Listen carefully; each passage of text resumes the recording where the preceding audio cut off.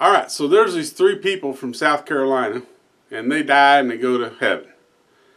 And St. Peter's there, and he says that the test for getting into heaven is a little bit easier for people from South Carolina, and that all they have to do is explain to them what Easter is. And so he asks the first person from South Carolina, he says, "Well, do you know what Easter is?" And the guy says, "Oh yeah, I know what Easter is. That's that holiday in November where we serve turkey, and we're all thankful for what God's given us." St. Peter just shakes his head. He looks at the second person. He says, "So do you know what Easter is?"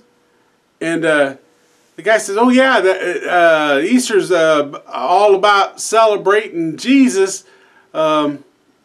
in December, and we put up a tree, and we exchange gifts."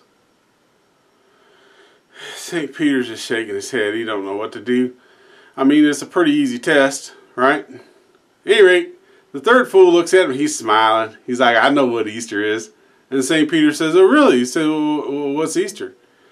The guy goes, "Well, Easter is a Christian holiday that coincides with the Jewish holiday of Passover. And it all started when Jesus was having the Last Supper, and later he was discovered by the Romans.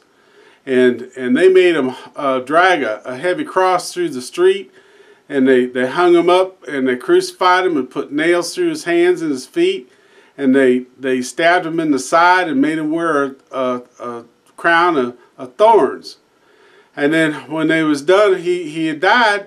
They put him in a big cave and rolled a stone over the opening of the cave." And St. Peter's sitting there, he's shaking his head like, "Oh yeah, this one's got it. He's got it." And the third guy says, "And then every Easter they roll the stone aside, and if Jesus comes out and sees a shadow, we got 6 more weeks of winter."